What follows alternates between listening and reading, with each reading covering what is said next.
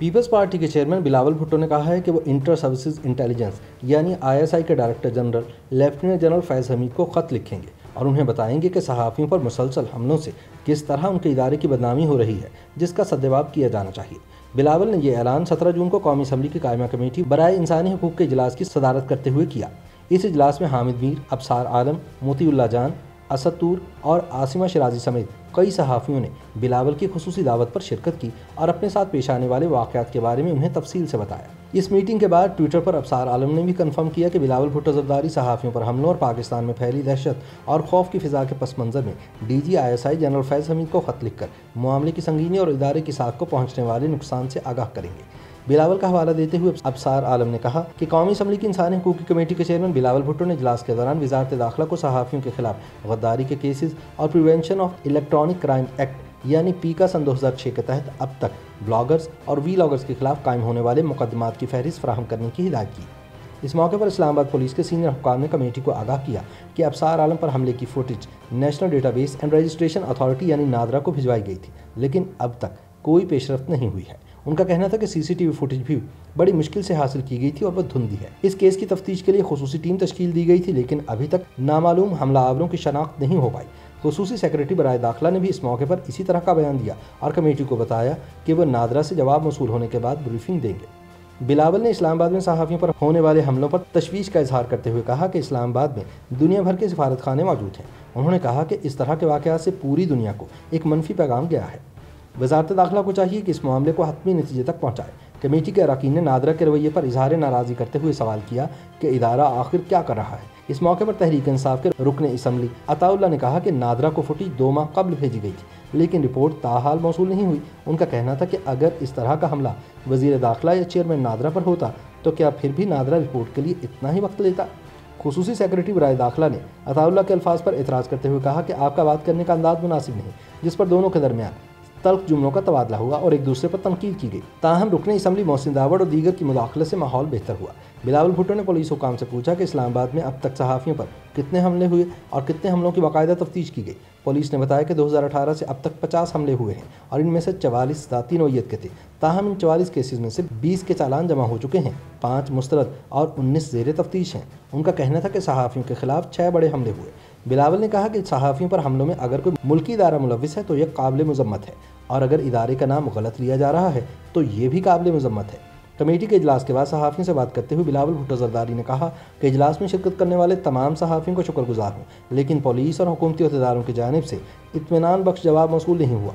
उन्होंने कहा कि हम शुक्रगुजार हैं कि सेक्रेटरी और पुलिस अहदेदार सवालों के जवाब देने के लिए मौजूद थे। बदकिस्मती से हम मुतमईन नहीं हैं। बहुत शुक्रगुजार हैं अबसार आलम साहब का, हामिद मीर साहब का, असद तूर साहब का, आसिमा शिराजी साहब का, मनीज़े साहिबा का और सारे जो हमारे मोतीउल्लाह जान साहब का, जो भी आज सहाफ़ी were available to join us and we were particularly discussing वो जो cases, वो जो हमले, वो जो वाक़यात इस्लामाबाद के कैपिटल टेरिटरीज़ में हुए हैं और आज तक कोई मुतमिन जवाब या रिस्पांस नहीं आया। मेरा ख्याल में हम अप्रीशिएट तो करते हैं कि सेक्रेटरी साहब से लेके मुख्तलिफ पुलिस के अहदेदार भी यहाँ अपने आप को भी पेश किए हैं और अपने हद तक एक जवाब दिए हैं।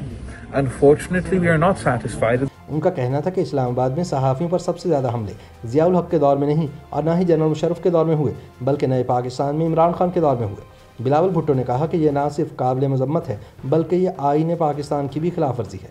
पाकिस्तान का कैपिटल में तारीख में सबसे ज़्यादा हमले ज़ियाउल हक के दौर में नहीं, मुशर्रफ के दौर में नहीं, दूसरे के दौर में नहीं, नया पाकिस्तान के दौर में हो रहा है। और ये ना सिर्फ काबिल मज़म्मत की बात मगर आपके आईनी हकूक़ के ख़िलाफ़ वर्जी है।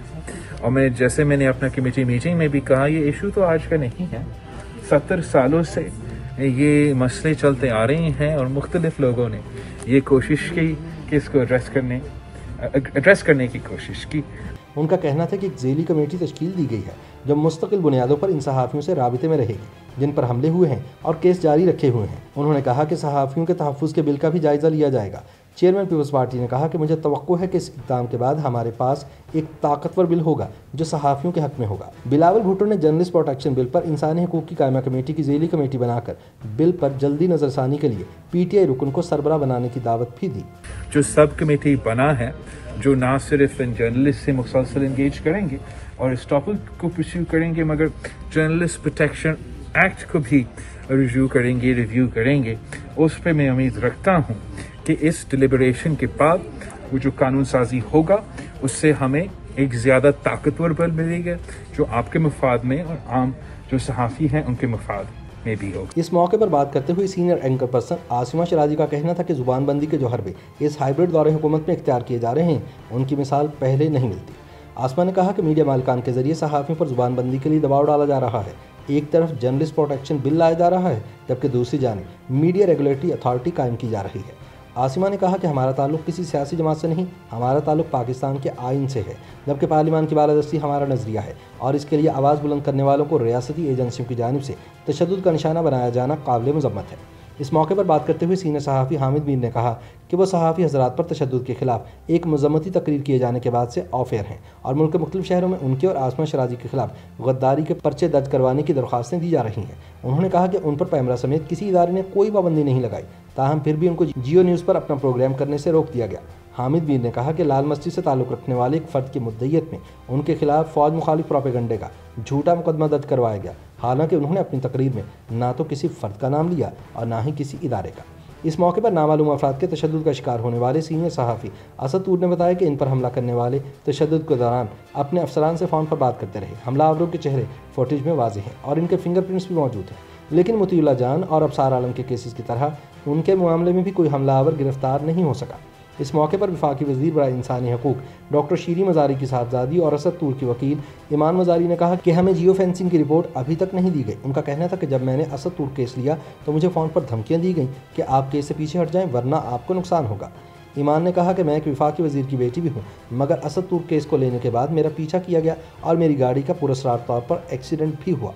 ताहम इन तमाम बातों के बाद बिलावल भुट्टो ज़रदारी ने यह ऐलान किया कि वो इस्लामाबाद में सहाफ़ियों पर होने वाले मुसलसल हमलों के हवाले से DG ISI लेफ्टिनेंट जनरल फैज़ हमीद को एक ख़त लिखेंगे और उन्हें बताएंगे कि इन वाक़यात से इनके इदारे की कितनी बदनामी हो रही है। मैं अपने कैपेसिटी में as chairman of the committee of human rights DG ISI को भी एक खत लिख रहा हूँ on different points that were raised in today's meeting.